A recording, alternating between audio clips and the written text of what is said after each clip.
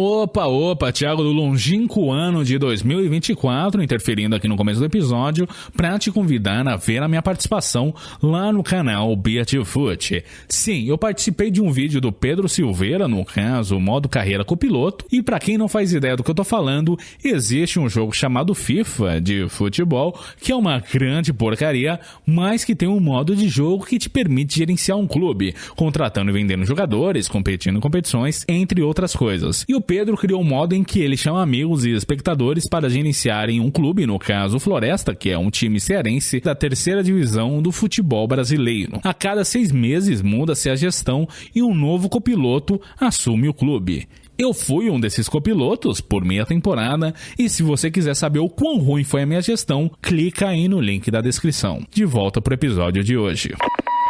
Buril Audiodramas. Histórias para fone de ouvido.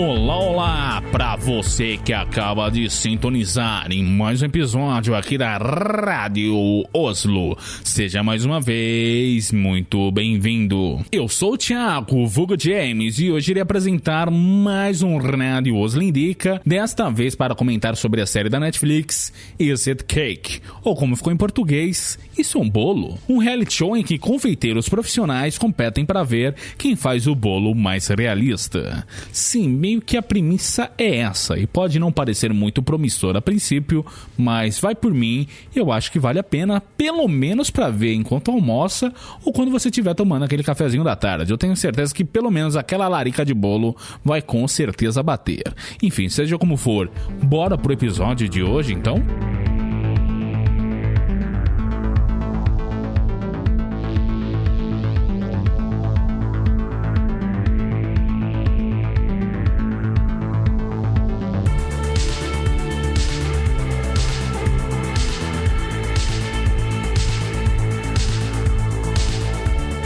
A série Is It Cake possui 3 temporadas, todas elas disponíveis na Netflix, e a premissa dela é que os melhores confeiteiros compitam para criar bolos que imitem objetos do cotidiano. Não sei como nem quando que essa tendência surgiu, mas virou, mexeu, aparecia para mim, e eu acho que você já se deparou com isso também em algum ponto, de pessoas comendo papel higiênico, esponja de louça, tênis, entre outras coisas, que na verdade era um bolo. E eu lembro de ser um tanto quanto avesso a isso. Tipo, a troco de que a pessoa fazia um trem desses? Qual que era o sentido de fazer aquilo, se não para viralizar nas redes sociais? Mas eu imagino que justamente inspirado por essa trend é que a Netflix decidiu produzir essa série. Eu tirei essa informação do mais absoluto nada, eu não tenho nenhuma fonte que confirme essa informação a não ser as vozes da minha cabeça, mas bom, um dia que eu e a Vi, a minha digníssima, estávamos sem nada pra fazer, a gente decidiu assisti-la. Meio que essa série vivia aparecendo na minha home da Netflix, e se você deixa o cursor do controle em cima de alguma atração, ela meio que já, ela começa a reproduzir uma prévia. Aí a gente, numa dessas, que esqueceu o cursor em cima do Is It Cake, decidiu dar uma chance, a gente ficou curioso pra ver, assistimos o primeiro episódio, decidimos ver o segundo, e quando fomos ver, a gente já tinha maratonado a primeira temporada inteira, uma sentada só, assim, numa tarde só, né? E assim, todo episódio meio que segue uma fórmula. Primeiro são apresentados aos participantes vários objetos temáticos, como itens de academia, material escolar, comida de fast food, itens de praia, etc. E eles têm que adivinhar, dentro de todos os objetos apresentados, qual deles na verdade é um bolo, meio que na mesma mecânica de impostor, né? Daí quem adivinhar garante a participação na competição daquele dia, e eles então escolhem que outro objeto dos apresentados dentro daquela mesma temática eles querem fazer. Então a gente acompanha os confeiteiros produzindo cada um o seu bolo. Os participantes que não estão competindo naquele dia ficam comentando o bolo de cada um e também interagem com quem está cozinhando, perguntando os sabores que irão naquele bolo, além de algumas perguntas técnicas como: mas como é que você vai fazer a roda desse patins? Como que vai ser feito o cadarço desse tênis? Fica bem evidente que essas falas são roteirizadas em algum nível disponível, mas é um recurso que a série se usou para explicar pra gente o que está acontecendo, porque pode não parecer, mas fazer um bolo envolve muitas técnicas e materiais. Tem toda uma física e química e outras ciências por trás que eu confesso que me deixou bastante fascinado acerca de bolos, né? Deixou de ser uma coisa ridícula de trend de TikTok pra mim. E eles conseguem fazer cada parada que é só muito inacreditável. Coisas sólidas, imagino que são mais fáceis de fazer, né? Como estruturas que possuem plástico rígido e tal, mas agora tem episódio que eles conseguem, cara, emular gelo, fazer batata chips, dessa de Ruffles, e outras paradas transparentes que são de cair o queixo. Também tem estruturas que imitam determinadas texturas, como tecido, fiapo de roupa. Sério, é coisa de louco, gente. Também conseguem manipular para deixar ou a superfície mais brilhosa, mais opaca. É muito legal que cada chefe tem uma especialidade. Tem um cara que o negócio dele é usar e abusar das cores, de pintar como quiser os moldes, e isso é uma ótima carta coringa, né? Porque possibilita deixar o bolo com menos cara de bolo e com mais cara de um objeto que ele tá tentando emular, que afinal é a proposta do programa, né? Aqui que entra essa parte de deixar a superfície mais brilhosa, mais opaca. Tem uma outra participante que o negócio dela é tecido. Ela também é bastante detalhista, mas ela consegue muito na minúcia, assim, nos detalhes, trabalhar o bolo dela para deixar com mais cara de tecido possível, sabe? Enfim, tem uns participantes que são bastante talentosos, mas a gente já chega nisso. Depois de ver como os cozinheiros fizeram o seu bolo, está na hora de apresentar aos jurados, que são sempre umas subcelebridades bem aleatórias, mas que o programa insiste em dizer que são famosas. Eu imagino que seja uma fama muito local, tipo, sei lá, chamar o Leandro Hassum para ser jurado de um programa desses, e eu posso estar dando uma baita de uma canelada, mas é tipo, o Leandro Hassum é muito famoso, a meu ver, aqui dentro do Brasil, mas lá fora nem tanto, sabe? E aí eu descubro que o Leandro Hassum é super famoso na Índia, né? Mas enfim, meio que os jurados desse programa são nesse nível. De todos que apareceram nos episódios que eu vi até agora, o único que eu reconheci é um cara que tá no Cobra Kai e nem é um dos principais, é um dos funcionários da concessionária do Daniel LaRusso. Mas bom, os jurados têm determinado tempo para adivinhar qual dentre os objetos apresentados na verdade é um bolo. Tipo, tem, sei lá, 3 abajures idênticos, mas só um deles, na verdade, é comestível. O chefe cujo bolo tiver enganado o júri se livra da eliminação do dia, e quem tiver o bolo descoberto corre risco de ser eliminado. Se rolar empate de alguma espécie, tanto de um lado como para o outro, os jurados então experimentam os bolos e decidem quem deve ganhar a competição do dia ou então ser eliminado. Por isso, não basta o bolo apenas ser bonito, mas também gostoso. Importante então a gostosura aí na vida dessas pessoas. E é muito louco porque os chefes sempre colocam vários sabores no mesmo bolo, alternando entre as camadas, ou então deixando tudo numa parada só. E é muito louco também que às vezes rola desses sabores, sei lá, eu acho que alguns chefes eles jogam mais no seguro, eu sendo totalmente leigo aqui, mas não sei, tem sabores que harmonizam melhor, tipo chocolate branco com chocolate amargo, Nutella e avelã, sei lá, tá tudo harmonizando, né? Ou então tipo frutas cítricas, sabe? Põe uma laranja, um limãozinho, que tá tudo ali combinando. Mas às vezes, cara, de alguns chefes tentar umas coisas muito diferentes, tipo hortelã com páprica, canela e coentro. Eu não vi nenhum chefe tentando esses sabores, mas eu não duvido nada que eles tentariam, e o pior, ainda ficaria gostoso. O campeão do dia ganha uma determinada quantia em dinheiro, no caso $5.000, e participa de mais uma dinâmica, podendo dobrar os ganhos daquele dia. E eu dou aqui um pedaço de bolo para quem adivinhar como é essa dinâmica. Sim, isso mesmo, ele tem que adivinhar qual dos itens apresentados, mais uma vez, é um bolo. Dessa vez são 2 itens apresentados, geralmente emulando alguma coisa, geralmente não, né? Sempre emulando algo atrelado a dinheiro, já que o nome dessa dinâmica é Cake or Cash, ou como ficou em português, bolo ou bolado, inclusive acerto incrível de tradução aqui. Se ele acertar, se ele adivinhar qual dos 2 objetos apresentados na verdade é um bolo, ele ganha $10.000 na conta, vai pro bolso dele, vai lá pra conta dele, muito bacana.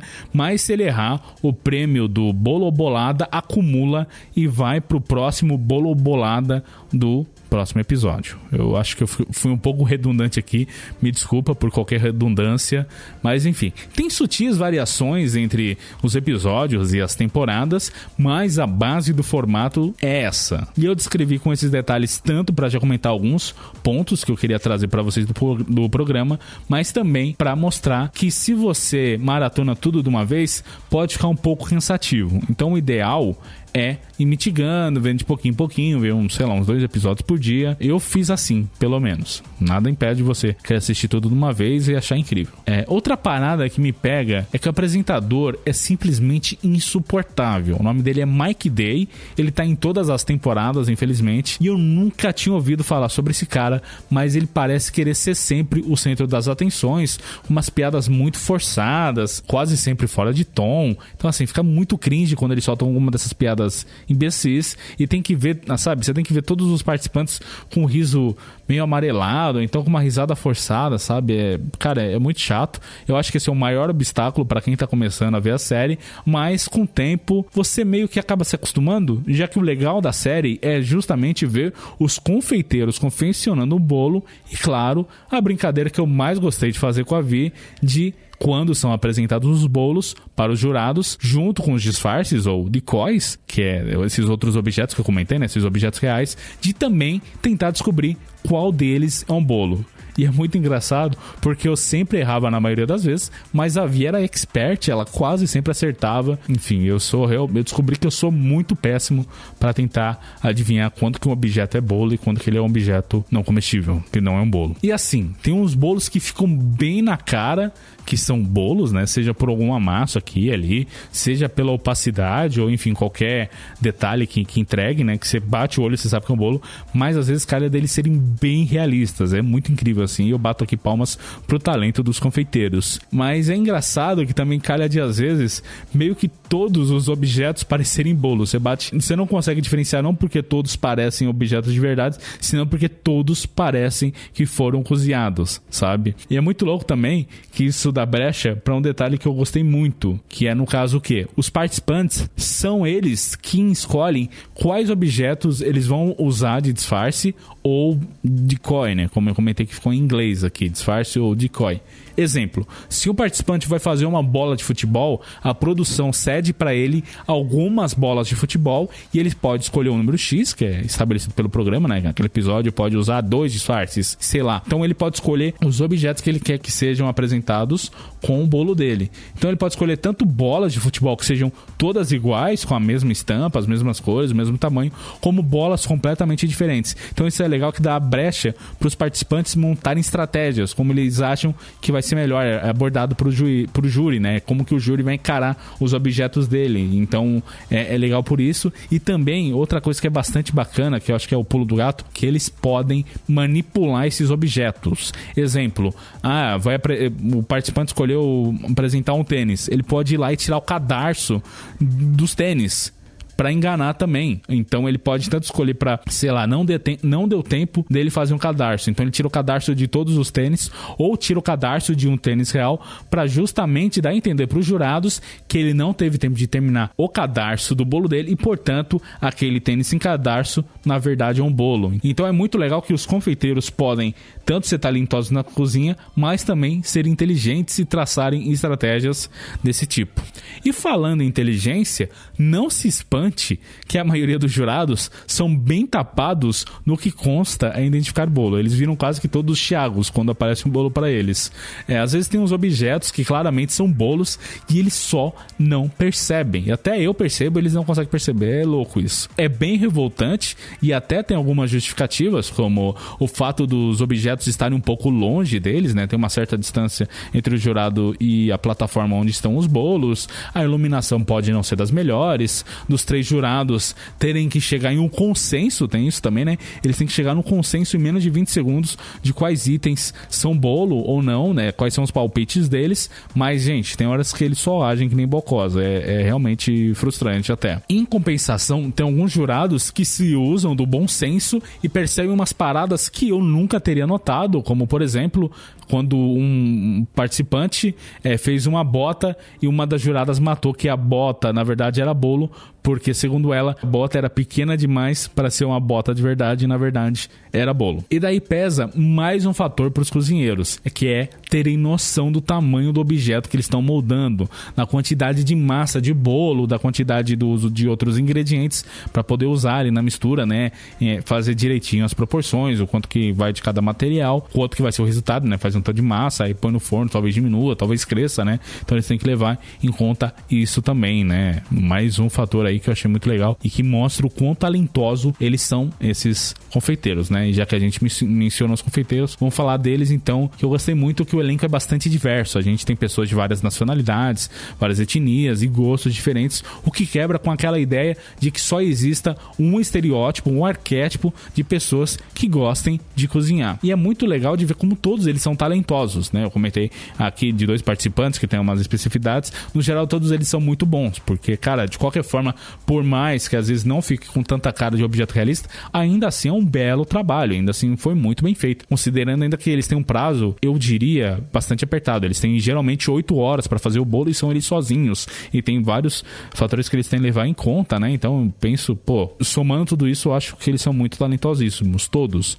sabe? Até dá vontade de saber fazer bolo se eu soubesse alguma coisa na cozinha, além de fritar ovo e ferver água. Mas bom, o programa não dá aquela aprofundada, até porque já tem bastante coisa acontecendo em todos os episódios, mas a gente consegue conhecer um pouco sobre quem está participando, de onde vieram, por que se dedicam à cozinha. E enquanto para alguns participantes é apenas um hobby, para outros a parada já é mais profissional. A única parada que me pega mesmo da parte dos participantes é que todos, sem exceção, cozinham sem EPI e sem um traje adequado. Eles só põem um avental, quem tem cabelo grande amarra no rabo de cavalo e vida que segue. Eu posso estar falando besteira, mas em tese, eles não deveriam estar cozinhando com uma roupa própria, tipo dessas de chefe de cozinha, acho que o nome é Dolman, para não sujar a roupa do dia a dia deles e, sei lá, uma redinha, uma touca ou até aqueles chapéus que chefe usa. Se não me engano, o nome é toque blanche ou qualquer coisa parecida, para evitar de ter cabelo na comida. Eu mesmo, quando vou cozinhar, eu ponho um boné para justamente evitar isso. E eu sei que é TV, que todo mundo quer estar bonito e tal, mas sei lá, eu acho que teria outras formas de fazer isso, porque para mim parece um tanto quanto anti-higiênico, sabe? Mas bom, como eu disse, a série está na Netflix, conta com 3 temporadas de 8 episódios cada, sendo que os episódios têm uma média de 40 minutos. Não vai edificar ninguém, mas fica aqui o convite para você assistir quando tiver a fim de ver alguma coisa mais leve, mais boba, ou então para quando você tiver acabado de maratonar todos os episódios da Rádio Oslo, não tem mais nada para ver ou consumir, colocar Is It Cake para ver enquanto lava uma louça ou, não sei, faz 15 minutos na esteira. Só um porém, a dublagem de modo geral é bem meia boca. O Mike Day, ele já é chato, né? O apresentador já é chato no original, na dublagem ele fica ainda mais chato. E na primeira temporada, por ser reality show, eu acho, eles inventaram de deixar o áudio original junto com a dublagem, tipo, os 2 áudios juntos, sabe? O que só fica bizarro, além de bastante difícil de entender. Of course, mate. Claro, meu amigo, nós só precisamos comprar os ingressos para o jogo do Liverpool hoje. Mas é isso, meu povo, é com esse inglês macarrônico aqui no exemplo que eu dei pra vocês que eu me despeço de vocês hoje. Não esqueçam de conferir a minha participação lá no canal do Beatfoot, que a essa altura já deve ter estreado. Espero que vocês tenham gostado do episódio de hoje e que estejam a fim de pelo menos comer um bolo de torta de limonada suíça com raspas de Toblerone e notas de Nutella. Eu fui Thiago, vulgo Gêmeos, o seu host de quase todas as horas, e você, o nosso ouvinte. Tchau, tchau.